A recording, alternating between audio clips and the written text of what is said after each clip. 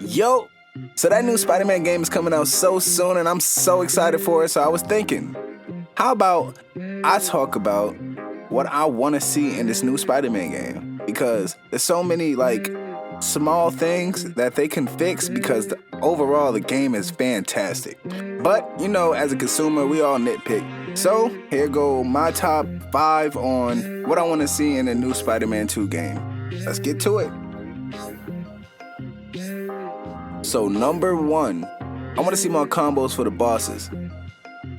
Don't get me wrong, the combos in this game I know are going to be A1, but I don't want to be doing the same 5 combos over and over and over and over. PlayStation has a method for their bosses that they do the same 3 moves and you get the rhythm, but I want to see more.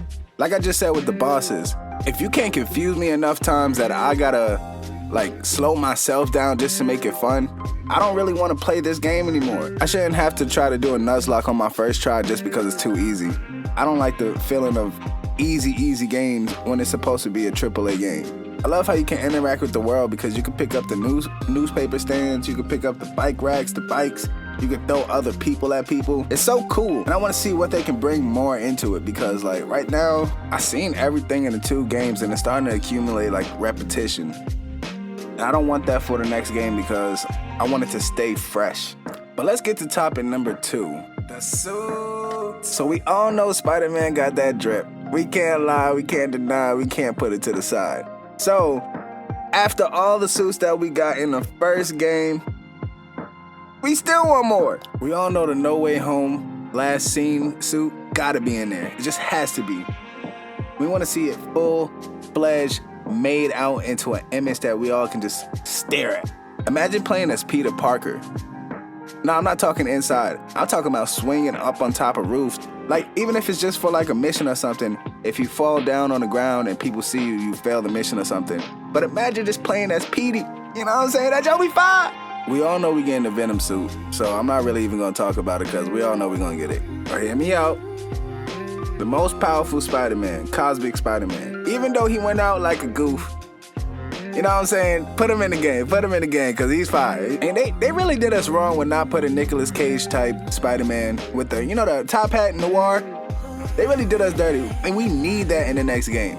Even if it's paid for it, I don't care. I'll cop, I'll get it. But let's go to the next topic before I be on suits all day. Topic number 2. Co-op. Is there co-op? Should there be co-op? Do we need co-op? I really feel like they're gonna wait for that Batman game and see what the sales do on that to announce if they're gonna do co-op or not. Just because I don't feel like playing with your friend in a Spider-Man game is gonna be all that fun. Because Spider-Man, even though he has Miles with him, is pretty much like a one-player game. And they're bringing Venom in here, so when Spidey gets evil, you're gonna switch to Miles to get him back if that's the storyline they're going down.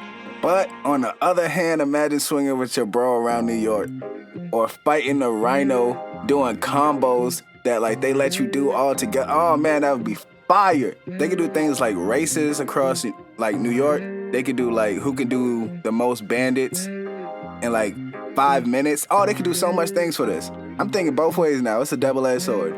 Topic number 4. So remember in the first Spider-Man game how they split up the story and Miles had a story, Mary Jane had a story, and Peter had a story.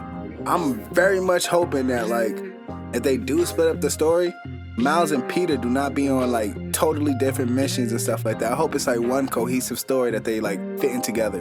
Unless they have to fight different villains at the same time and then it's a split story part. And I hope that Kraven and Venom is not the only 2 villains because you know what? I know that they're not the only 2 villains. In the first one, they had Doc Ock just pop out of nowhere and that one was just fire. So I'm hoping that they just do something like that but make it different. And when the new bad pop up, make it spontaneous. So it's whoa. They was giving us clues the whole time and we didn't even know that. I like that type of feeling. But let's get to topic number 5. Hey, y'all remember that Watch Dogs? I think it was 2013. I don't even remember. But when Watch Dogs first came out, the trailers and stuff, it looked so fire. The graphics on that joint was so next gen for what we had. And then when Watch Dogs actually did come out, it looked like trash. Like, I'm not, I ain't even joking. It's just so crazy how like all this came together and like what happened. I'm hoping and I'm praying like, please, Spider-Man, do not make a watchdog. Do not do a watchdog because we do not need no more lies. I already seen the Spider-Man and it was so fantastic. Keep it fantastic. Upgrade, upgrade, upgrade. Do not downgrade because we do not need that at this point in time in this, like, in the game generations. And check it, when DLCs come around, we're gonna buy them. You know why? Because the game was great, we all loved it, so we want more of it. Give us more of it. And then when Wolverine comes around, we're gonna be like, dang, they did it 3 times in a row. We gotta get it. So that's how I feel about it. But as always, well, this is kind of like one of my first few videos, but like and subscribe and let me know what y'all think about in the comments below. If y'all want me to talk about anything, I will. Maybe. I might want to do it. But it's been Vix Me. Have a nice day. Have a nice night whenever you're watching this. And yeah, so long. I can be that nigga that they don't